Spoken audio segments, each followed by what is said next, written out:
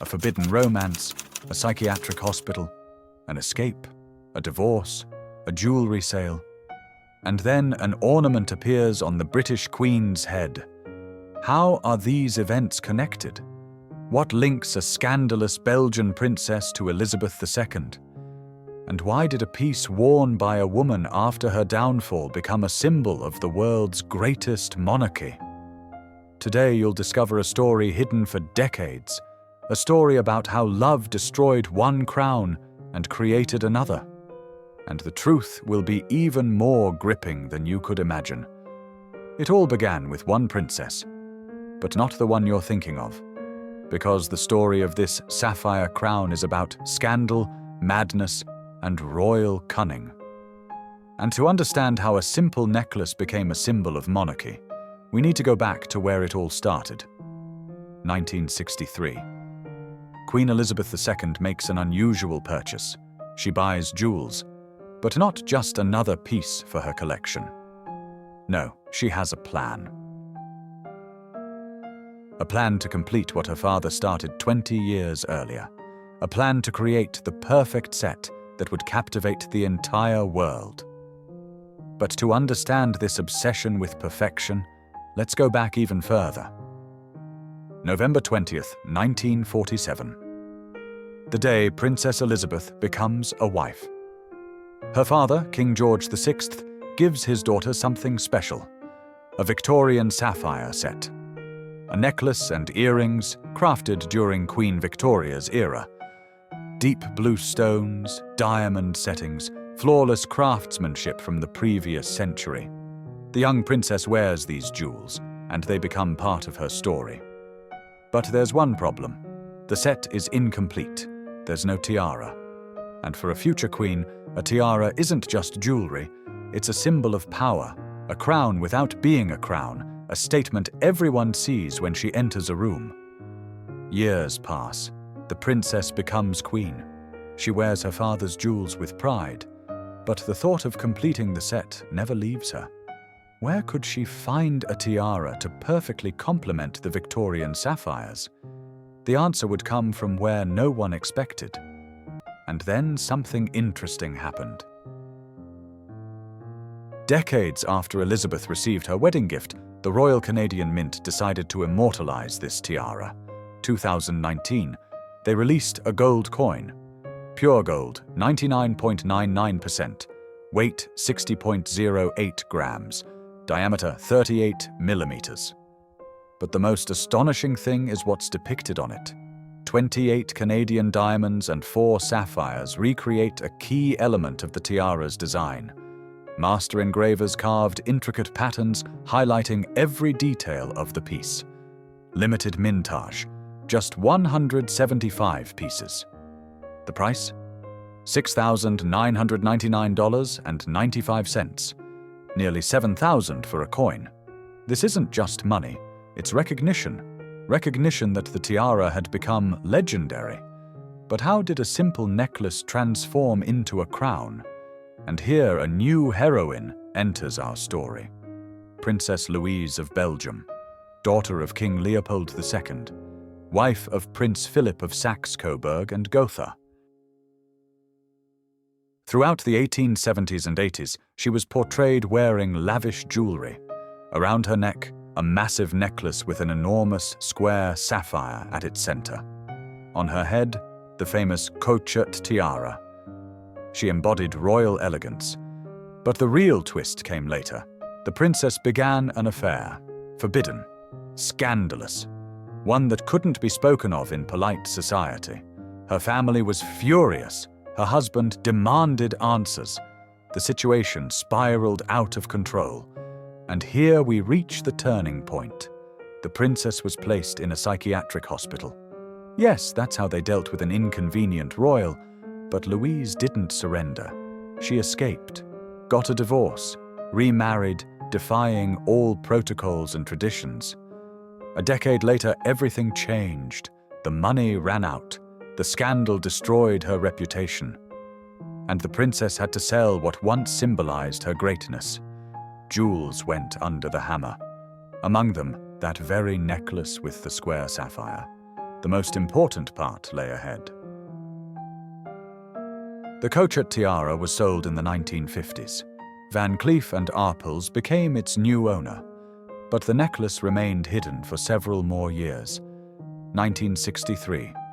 The necklace appears for sale, and at that moment, Queen Elizabeth sees it. She instantly understands, this is it. This is what she needs.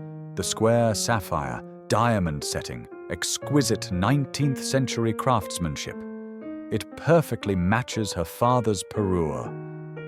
But there's a catch. It's a necklace, and she needs a tiara. What does the Queen do? She gives the order. The necklace is placed in a special frame. Master jewelers work to create a structure that will transform the neck piece into a crown. They preserve every stone, every detail of the original design, but create something completely new. Documents reveal an unexpected twist. What the scandalous Belgian princess wore around her neck would now crown the British Queen's head. History had come full circle. And now, the truth about how the tiara conquered the world. 1965. Queen Elizabeth's first state visit to Germany. And there she is, entering the hall. On her head, the new tiara. The Belgian sapphires shine under the chandeliers. All eyes are fixed on her. It was the perfect debut. But the Queen didn't stop there. Next stop, the Caribbean, 1966. Tropical heat, a royal tour, and again the tiara appears at official events. It becomes part of diplomatic strategy. Photographs captured an important moment. 1971, Japan's state visit to Great Britain. East meets West. Ancient traditions collide with European monarchy, and the Queen chooses this very tiara for the formal reception. Symbolic. Throughout the 1980s, the tiara continued appearing at events, but this was just a warm-up for what would happen next. The next era changed the jewel's destiny. The 1990s. The tiara suddenly becomes the Queen's favorite. Why now? Perhaps because it perfectly suited the new era. The world was changing, the monarchy was adapting, and the sapphire crown became a symbol of this transformation. Records from that time show an incredible geography of appearances. Claridge's Hotel in London, numerous return banquets. Pakistan, 1997, royal visit. United States of America, a crucial state visit. Russia, a meeting of two powers after decades of Cold War. What really happened? The tiara transformed from merely beautiful jewelry into an instrument of international diplomacy. Each appearance was carefully planned. Every choice mattered. The Queen knew what she was doing. But that's not all. The 2000s arrived, then the 2010s. The Queen ages. Heavy tiaras become burdensome. Many pieces remain in storage, too massive, too uncomfortable for an elderly woman. And here appears the advantage of the Belgian sapphire tiara. It's lighter, much lighter than many other royal crowns. A practical choice for an aging monarch who still wants to look majestic. Columbia's state visit to Great Britain. Diplomatic reception at Buckingham Palace, 2016. The tiara continues to serve. It adapts to new realities, just like the Queen herself. The key moment came in March 2019, Windsor Castle. Photographer Chris Jackson creates a new official portrait of Her Majesty. On the Queen's head, the Belgian sapphire tiara. The portrait is published only in October 2020, and it's the Canadian government that releases it. No one knew then, but this was the last time the public would see Queen Elizabeth in this tiara. So what's the real story of this legacy? 2022. Buckingham Palace. State banquet honoring South Africa. And she enters the hall. Queen Camilla. On her head, the Belgian sapphire tiara. Around her neck, the necklace from George VI's sapphire parure. This is a historic moment. For the first time in many years, someone other than Elizabeth II wears this crown. The torch has been passed, but Camilla doesn't stop at one appearance. That same 2022, a diplomatic reception at Buckingham Palace. And again she chooses this very tiara, and again the complete set, tiara and necklace together. This isn't coincidence, it's a statement about continuity, about preserving traditions, about history continuing. Let's look at the facts. Of the 3 tiaras Queen Elizabeth added to the royal jewel vault, this one evokes the most mixed feelings. Some consider it less impressive compared to others. Some see special elegance in it. But there's one dream. What if it were transformed back into a necklace? Imagine Queen Camilla or any other royal family member wears this massive piece around her neck, just as Princess Louise did nearly a century and a half ago. The circle would close completely. 3 tiaras in the vault. 3 stories. 3 destinies. But this one, the Belgian sapphire, has traveled the most incredible journey. From a scandalous princess through sale and obscurity to the triumph of the British monarchy. From necklace to tiara. From one era to another. And most astonishing, its story is still being written. Every time Queen Camilla wears this crown, she adds a new chapter. A new state visit, a new banquet, a new diplomatic triumph. The tiara lives, breathes, continues its journey through time.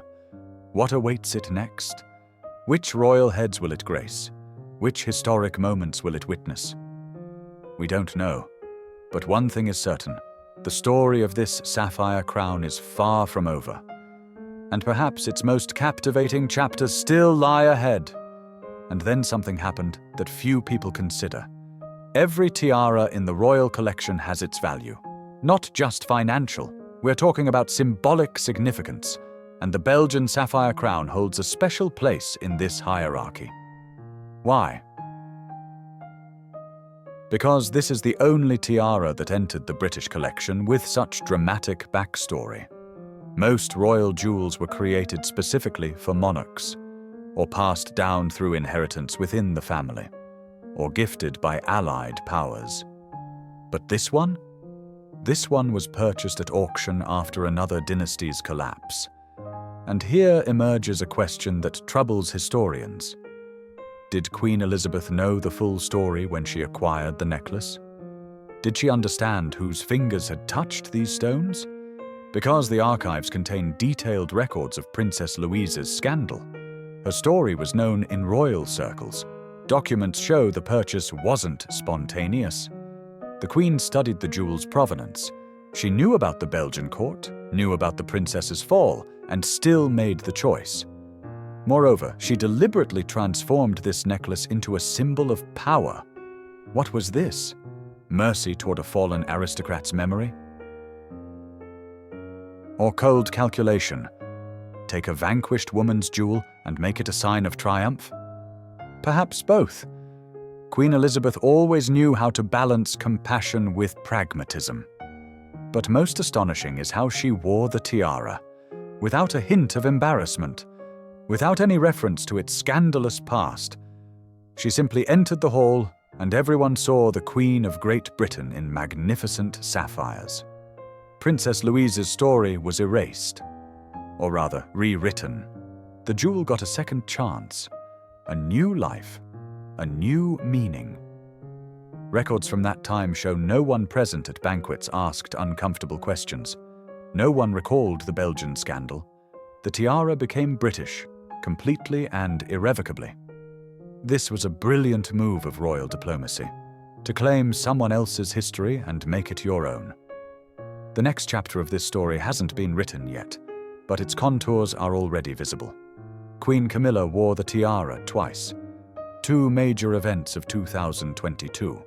But what's next? Who's next?